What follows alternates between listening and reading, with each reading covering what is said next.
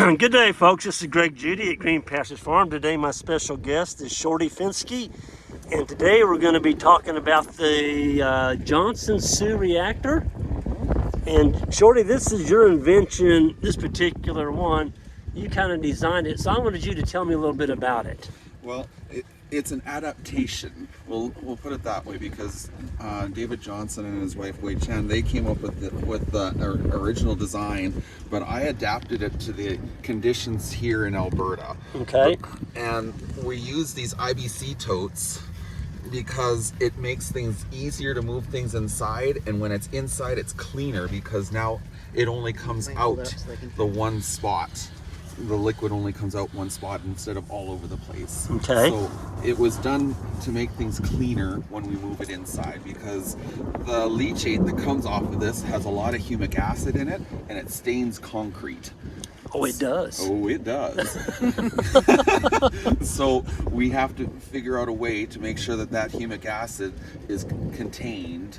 So by using these IBC totes, it does a wonderful job. Okay. The tricky part, and this is where the adaptation comes in, was making sure that we had an aerobic zone all the way in the bottom. So the wooden floor with the holes drilled in here, that keeps the whole system aerobic from the bottom up. Okay. You got 6 of them in there. Yeah, there's 6 of them.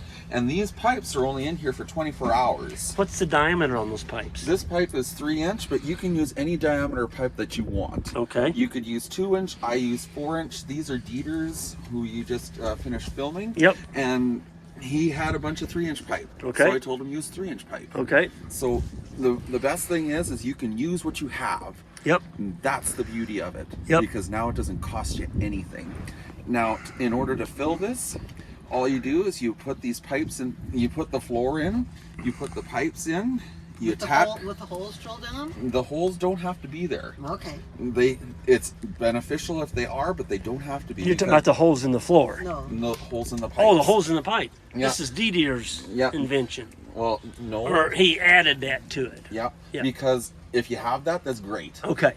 Because in the first 24 hours, at least you have better aeration. Okay. It looks like we're going to get some We're rain. going to get some more rain. But now, when you fill this up, you can fill it up with fresh material. I like to use dry material. Then you fill it up with material, then you fill it up with water, and you let it soak. Okay. Until you get to that 70% moisture, Yep. and you drain it off. Okay. Then it'll go through a thermal phase, and then you add the worms. Okay. So it's really simple. It's just about changing the container that we're putting the Johnson Sioux in. And the most critical part, and everyone's going to say, well, you've got a solid surface on the side. You're not going to get the airflow. Right. When this stuff dries down after that initial wetting, Yep. it sucks away from the wall, and Oh, that's you got where air. you get, Okay. that's where you get your airflow. All right. So let's run inside Yep. before we get wet. Yep.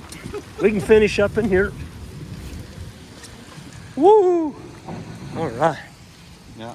Okay. So when you make this product, he filled that thing full of silage? You filled it full of silage, but you can use anything. I use slough hay or whatever you have on hand. What do you mean? You're talking you use old hay? Yeah, old moldy hay. Like I use moldy alfalfa hay, stuff And that the cows won't eat. There's but- so many worms in there, it's unbelievable. Yeah. But you only put like a bucket full in Yeah, there? we only put an ice cream pail full of red wigglers into them. My and goodness. when they hit that, they just exploded. Why? Because there's lots of goodies for them to eat. What about water? Do you need to kind of monitor that a little bit? Yes, you need to make sure that you water it once a day. Once a day. Once a day. How much you put in it? It'll depend on the size of the bioreactor. For mine, I like to use about a gallon of water Okay. for a 1,000-liter tote. Hi, Ruby. See, even Ruby wants to be in on it. But it doesn't take a lot. And when you put a cover over top, it doesn't lose the moisture either. So the important thing is to put a tarp over top of it. So the that evaporation is lessened, exactly. Okay. Now we've got this beautiful material made. How long does it take? It takes about a year. A year? A year. Oh So my goodness. do not rush it. Good things take time. Shorty, I want it to get done before a year. I can't hurry it up. Like fine wine. Yeah, like a fine wine, it only gets better with age too. But if you want to hurry it up, you can put more worms in, but you will pay for it because the community of microorganisms won't be as diverse as it should be. Okay. So you can hurry it along. I'm not saying you can't use that after 4 months. No, you can. It just will not be anywhere as good as if you had left it for 18 months. Okay. Or 24 months. Really? It just It is like wine It then. is just like a wine. Wow.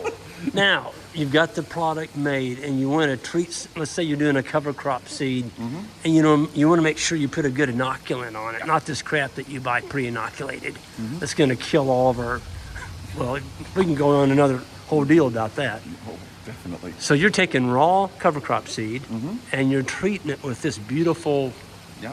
So what I like to do is I take that compost and Yep. I make a beautiful extract out of it. And Right. it's very easy to make. You don't even need anything really. You can just take some of that lovely compost that you showed at the very beginning. It was just worm castings essentially. Yep. As soon as that hits water, it basically dissolves with a little bit of stirring. That's it. That's it? That's it. It takes about 30 seconds to make 5 gallons of extract using that compost. So if you take 5 gallons of, let's say, distilled water or any rainwater, you wouldn't want to use chlorinated water. You, definitely not chlorinated water. And actually, if your water is high in iron, that could be a problem. However, if it's the same water that you've been watering your bioreactor with, the microbes are already used to it, so it doesn't matter. They've already adapted. Okay. But rainwater or reverse osmosis water is ideal. Yeah. But whatever water, just not chlorinated water Yep.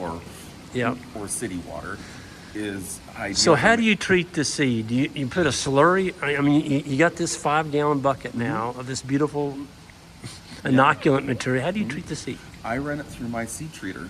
So you just wash it out really, really well. I use Dawn dish soap. It takes off that poisonous stuff really well. Okay. And I wash it 4 times and then rinse it with water twice and then wash it 4 more times and rinse You're it. that anal particular. about it? Oh yeah. Because that stuff gets embedded into the plastic of the seed treater and it takes a long time to get out. What's your seed treater look like? It's just one that sits on top of my auger. And then it just injects it right into the auger tube. And then as the auger is working, it's mixing the extract on with the seed all the way up. And I go until it feels damp. Not moist, but damp. Where do you find one of these augers at? Just a regular grain auger. Okay, gotcha. Just a regular grain auger. I use a 6-inch auger. If you use a bigger auger like a 7 or an 8, Yep. you're obviously going to need a lot more volume because you're going to be treating a lot more volume, so Okay. it's more pressure. Again, you're dealing with microbes no more than 80 psi because it will kill them. You'll kill them. Oh yeah. And what kind of nozzle? Nozzle is any kind of nozzle, just so long as it gets it in there. And then once it's treated, you're actually, so now all the seeds got this coating on there. You let it dry? I like to let it dry for at least a half an hour. And in that half an hour, it actually soaks into the seed coat. Yep. And it dries. Now, depending on your seeder, most of the people planting here in Alberta are using big air carts. Okay. Now, with the big air carts, you've got an agitator at the very bottom. Yep. And with wet seed, it'll bridge. Oh. So this is the important thing. You must let that seed dry. You let it, after you finish seeding, go have lunch. Yep. Half an hour, that's all it takes. Yep. And then fill your air cart. Okay. Because then you eliminate that bridging. Yep. Believe me, you're not going to hurt the biology if it sits for a half an hour. It's just fine. Well, let's go look at the addition that Dieter did back here to his Dieter drill. did a fantastic job. Let's go check. I want you to explain. I wish he was finishing up milking, but let's go steal the thunder real quick. Well, to be fair, I helped him with this. You helped him, so we're not yeah. He did all the work. I just told him how to do it. Yeah. You've been at this a while, Shorty. I can tell. So what are we looking at here? So this is Dieter's 1590. It's 20 feet. It's a single disc drill. It's a box drill, not an air drill. So when he's trying to inject this extract that we've just painstakingly made with all this time to make this beautiful compost, now we're using it. So you're using it as a liquid. We're using it as a liquid inject in this scenario. When we were just talking before, we were putting it on the seed. So now we're going to put it in furrow. So now he's got a tank somewhere, I think on the back. On the back. And it's hooked up to this manifold. Yep. And now it goes down, right down into the seed boot. You can probably see it better on the one in the back there. Okay. So, oh, there it is. So there's that blue line, and see how it comes out? Yep. Just right where the seed's coming out. Right there. And now you're putting the compost extract right in furrow, right where the biology needs to be, right where the seed is. And on a treated seed too. On a treated seed too. So even if you're using the fungicide stuff, you can still use this. Although I don't know why you'd be using the fungicide stuff. That's beyond me. Sorry, that's just me ranting a little bit. So here's the tubes, or here's the barrels. Yeah. I think he said those held 500 gallons? No, 300. Yeah. 300 gallons maybe. Looks about right. Yeah. Or are they 200? They're 200 gallons. Yeah, so he's got one for each side of the planter, or the drill. Mm-hmm. And so Didi was telling me, he's like, man, I don't know about that. He called it dirty water. Putting this dirty water on, but he showed me pictures, Shorty. Would you explain the difference? So the difference is when you put this extract in furrow, now you're putting the biology right where the roots need it. And when you got that biology just cranking with those roots, the roots get bigger and it reflects up into the top growth of the plant as well. It is just so simple. Who would have thought? But it doesn't cost a lot of money to do it. That's the really neat thing. When we're talking about, well, we'll just use the seed treatment. It literally costs $5 an acre for the seed treatment. It costs us pennies to make the whole seed treatment using the compost from the Johnson Sioux. And you're getting double, triple the production. Yeah. So I don't know about you, but you're not going to find a better return on investment than that. No. And the cost is he put in those little tubes, little plastic tubes. It's minimal. And it also increases the value of the drill because now you can just do that much more with it. If you want to do something else, you can put down some liquid fertilizer if you choose to. Shorty, it sounds too simple. It sounds too simple. And that's why people say it doesn't work. I saw it. I saw it with my own eyes. And that's why you say seeing is believing. Right. Yeah. I mean, Didi showed me the pictures of just a treated seed and then of a plant that had the furrow with the treatment on it. It was unbelievable. Mm-hmm. I did a pot trial before a conference I spoke at in March. And just to show what would happen if you had a bare seed, a seed that was inoculated, a bare seed with in-furrow, and then a treated seed with in-furrow. And everyone thought, well, everything, the full meal deal is going to be the best. It wasn't. It was the one with just on the seed. And the stalks were thicker. So not only were they more biomass, more root mass, but that stalk could hold that plant up. And that's the kicker. Yep. So now when you get these big driving rains like we're experiencing right now, that crop is not going to go flat. Right. Well, Shorty, we dug up a fava bean. No, it was a fava bean out here in his cover crops that Didi was planting for his cows, dairy. And you want to talk about what we saw on the roots of that fava bean? That fava bean, the root, and it was about that tall. Yep. So, yeah, it's not fully mature. Right. It doesn't have to be. Right. But what matters is what's going on underground. We've got a great big taproot, and we dug down about that far. Yes. And we had a taproot most of the way. Oh, see, Jan's got the picture. Oh, here we go. But the lovely nodules that are going on. And look at the beautiful blood red. I know the picture doesn't do it justice. Oh, it does too. But that's beautiful. That was. Now, what are we looking at right here? Explain that. So that is one of the nodules that are on the root, and in that nodule is where we have nitrogen fixation. Where'd that come from? It came from. How much did you have to pay for that nitrogen? Nothing. Nothing? What do you mean? It came out of the air? Yeah, exactly. The atmosphere is 78% nitrogen. Why would you write a check? And more importantly, we've got all of these tiny microbes that want to work for free. All we got to do is give them the habitat and the plant to do the job on. So in this case, we've got a faba bean. It's doing a wonderful job fixing all, well, the faba bean isn't fixing it, it's the bacteria is. But it's fixing all of this nitrogen, and it's happy to do it. Yeah. So why would we write a check? I don't understand Yeah, why you neither do wouldn't. I. Well, the other thing, you want to talk about the plating. There was an absence of plating where this bean had busted down its roots, and the sunflower was doing the same thing. The sunflower was doing the same thing. Even the daikon radish. The daikon, yes. In fact, the daikon was having a little bit of a trouble with it, but the faba bean and the sunflower was pushing right through that hard pan. And why do we want to break through the hard pan? Because we want to aerate below the soil surface. Wherever we've got a hard pan, we've got an anaerobic zone. So And what are we looking at? Okay, that's the daikon. That's the daikon. And see how he's all bent out of shape? He's not straight down. Yep. He's hit some hard pan, and he's had to go around to find an easier route. Again, it's the path of least resistance. So he found an easier route, and that's why he's all curled up. Yep. But it takes energy to do that. Yes. It's easier to go straight down. Yes. But it can't do that when you've got that hard pan. Yep. So once you break through that hard pan, you aerate that whole soil zone.